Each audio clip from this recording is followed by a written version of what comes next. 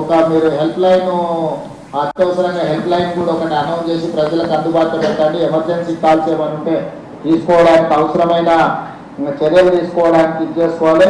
Medical and health department కూడా మీరు medicines కానీ ట్రీట్మెంట్ కానీ ఎమర్జెన్సీలో ఎవరికైనా ఏమన్నా అయితే అత్యవసరంగా వాళ్ళు ట్రీట్ చేయడానికి కూడా డాక్టర్లను అందరికీ కూడా మీరు అప్రమత్తం చేసి పెట్టుకోవాలి. ఎక్కడైనా ఏదైనా యాక్సిడెంట్ కానీ ఇన్సిడెంట్ కానీ లేకపోతే ఏదైనా పరిస్థితుల్లో ఎమర్జెన్సీ ఎవరికైనా వైద్యం అందించాల్సి వచ్చినా మెడిసిన్స్ చేయాల్సి వచ్చినా ఏది చేయాల్సి వచ్చినా మెడికల్ అండ్ హెల్త్ డిపార్ట్మెంట్ కూడా కంప్లీట్గా అప్రమత్తంగా ఉండాలి. కావాల్సిన అన్ని వసతులను మీరు ఏర్పాటు చేసుకోండి. అదేవిధంగా చివరగా గ్రేటర్ హైదరాబాద్ అంటే రాచకొండ కావచ్చు, సైబరాబాద్ కావచ్చు, హైదరాబాద్ మేజర్ ఇక్కడనే వర్షాలు నీళ్ళంతా రోడ్ల మీదకి రావడం, దాంతో లోతట్టు ప్రాంతాలు కాలనీలు మునగడం, మనం మూసి పరివాహక ప్రాంతంలో కూడా ప్రమాదాలు జరగడం, గతంలో నాగోళ్ళు ఎల్పీ నగర్ ప్రాంతంలో మనుషులు కొట్టుకుపోయిన సంఘటనలు ఉన్నాయి. కాబట్టి పోలీస్ కమిషనర్లు కూడా అక్కడ జనాలను పోకుండా ఎక్కడైతే ప్రమాద స్థాయికి నీళ్లు చేరుకుంటూ అక్కడ ట్రాఫిక్ను ప్రజల్ని పోనీయకుండా ఆపడానికి పోలీస్ ఫోర్సెస్ కూడా పెట్టాలి. సిటీ ట్రాఫిక్ను చేయడానికి ఫిజికల్ పోలీసింగ్ కూడా అవసరం. ఉన్నతాధికారులు కూడా ఫీల్డ్ మీద ఉండాలి. ఉన్నతాధికారులు పర్యవేక్షిస్తున్నారంటే మిగతా వాళ్ళందరూ కూడా వస్తారు. కాబట్టి రెగ్యులర్ పోలీసులు కూడా ఈ దీంట్లో భాగస్వామ్యం తీసుకోవాలి. Not only traffic police, normal టైంలో traffic police will take care of traffic regularisation.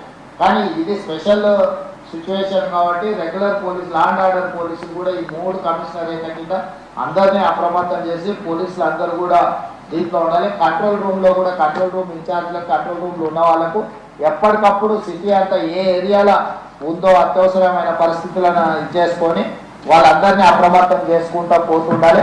అదేవిధంగా హైదరాబాద్ నుంచి మీరు ఈ ఎఫ్ఎం రేడియోలకు వీటికి కూడా అలర్ట్స్ ప్రకటించండి.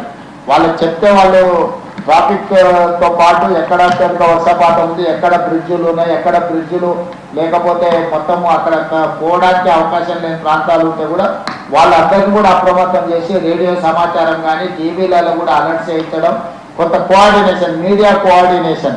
అదేవిధంగా ప్రజల్ని భయపెట్టే వార్తలు కూడా ఎవరైనా ఇస్తే ఐఎన్టీఆర్ కమిషనర్ గారు కూడా నేను సూచన చేస్తున్నా, మీరు ఒక టీంను పెట్టుకొని ఎవరైనా ఒక భయానక వాతావరణం సృష్టించడానికి తప్పుడు వార్తలు ఎవరైనా ప్రసారం చేస్తే ఇమ్మీడియట్గా ఆ ఛానల్స్ కానీ వాళ్ళని కానీ మీరు ఇమ్మీడియట్గా అప్రమత్తం చేసి వాళ్ళకి సమాచారం అందించండి. కాదు కూడా కానీ వాళ్ళు ఏదైనా చేస్తే ఇమ్మీడియట్గా ఏం చర్యలు తీసుకోవాలో ఐఎన్టీఆర్ వైపు నుంచి కూడా దీంట్లో ఉండాలి. మీరు సమాచారం ఇవ్వనప్పుడు వాళ్ళు ఏదో ఒకటి వేస్తారు.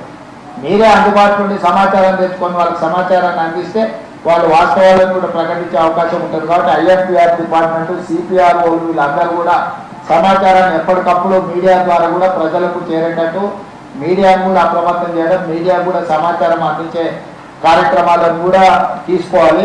వీళ్ళందరినీ కోఆర్డినేషన్ చేయడానికి చీఫ్ సెక్రటరీ గారు, డీజీ గారు, కమిషనర్లు మీరు ఒక గ్రూప్ క్రియేట్ చేసుకొని ఎప్పటికప్పుడు ఆ గ్రూప్లో మీరు డిస్కషన్ చేసుకొని ఇన్స్ట్రక్షన్స్ ఇవ్వడానికి కూడా అవసరమైన దీంట్లో కూడా మీరు ఒక కోఆర్డినేషన్ లాగా ఉండాలి. ఎందుకంటే ఒకసారి ఫోటో కలుస్తారు, కలవరు, లేకపోతే సిగ్నల్ బ్రేక్ అయ్యి ఇదయ్యి ఏదైనా ప్రాబ్లం వస్తే కూడా మీరు ఒక గ్రూప్ క్రియేట్ చేసుకొని డిజాస్టర్ మేనేజ్మెంట్ కోసం నెక్స్ట్ 72 అవర్స్ని అడ్రస్ చేయడానికి అవసరమైన ఒక గ్రూప్ క్రియేట్ చేసుకోండి. కన్సర్న్ మినిస్టర్స్ అందరూ అందుబాటులో ఉంటారు, నేను కూడా అందుబాటులో ఉంటాను. ఈ హైదరాబాద్ రంగారెడ్డి ఇన్ఛార్జ్ మినిస్టర్లు కూడా ఎప్పటికప్పుడు అందుబాటులో ఉంటారు. ఎందుకంటే ఈ ఏరియా మేజర్గా ట్రాఫిక్, ఈపీ, మూసి, నాలాలు ఇవన్నీ కూడా ఇష్యూస్ ఉన్నాయి. ఇద్దరు ఇన్ఛార్జ్ మినిస్టర్లు కూడా అప్రమత్తంగా ఉంటారు, మీకు అందుబాటులో ఉంటారు. మిగతా అధికారులు అందరూ కూడా ప్రాపర్గా మీరు కోఆర్డినేషన్ చేసుకోవాలి. చీఫ్ సెక్రటరీ గారు మీరు కూడా అన్ని డిపార్ట్మెంట్లో ఇచ్చేయండి. ఇంపార్టెంట్ డిస్ట్రిక్ట్స్, హెవీ రైన్స్ ఉన్న, రెడ్ అలర్ట్ ఉన్న దాంట్లో మాత్రం సీనియర్ ఆఫీసర్లను మీరు కొంతమందిని డెప్యూట్ చేయండి. దాంతో ఇది తర్వాత ఇరిగేషన్ డిపార్ట్మెంట్ కూడా మీరు వాటర్ ఇన్ఫ్లో అవుట్ఫ్లోస్ క్యాలిక్యులేట్ చేసుకొని ఎప్పటికప్పుడు గేట్ పెట్టడం కానీ, లేకపోతే వాటర్ని స్ట్రీమ్ లైన్ చేయడం కానీ, ఎక్కడికక్కడ విడుదల చేయడం కానీ ఉంటుంది. మీరు చాలా వరకు ఏంటంటే ఇప్పుడు గోదావరిలో, కృష్ణలో ఫ్లో ఎక్కువ లేదు కాబట్టి వర్షం వచ్చినా నష్టం లేదనే ఏదైతే ఆలోచనలు ఉందో రీసెంట్ డేస్లో క్లౌడ్ బస్ట్ వల్ల ఎక్కువ డ్యామేజ్ అవుతుంది. వాటిని అప్రమత్తంగా ఉండాలి. ఇప్పుడు అత్యధికంగా మన సిస్టమ్ అంతా 24 గంటలకు 2 సెంటీమీటర్ల వర్షం కురిస్తే సరిపోయే వ్యవస్థ ఏర్పాటు చేసుకున్నాం మనం పట్టణాలలో. కానీ 2 గంటలలో 30-40 సెంటీమీటర్లు వచ్చినప్పుడు మనకున్న డ్రైనేజ్ వ్యవస్థ కానీ, మనకున్న రోడ్ల వ్యవస్థ కానీ సరిపోదు. దాంతో ఏమవుతుందంటే పూర్తి స్థాయిలో ఎంత మీరు అటెండ్ చేసినా రోడ్ల మీద మొత్తం నీళ్లు నిలిచిపోతున్నాయి, ట్రాఫిక్ నిలిచిపోతుంది. దాన్ని దృష్టిలో పెట్టుకొని వీలైనంత మేర చీఫ్ సెక్రటరీ గారికి సూచన చేస్తున్న స్కూల్స్ కాలేజెస్ కూడా కంటిన్యూగా నడపాలా, హాలిడేస్ ఇవ్వాలా, పరిస్థితిని బట్టి అంచనా వేసుకోండి.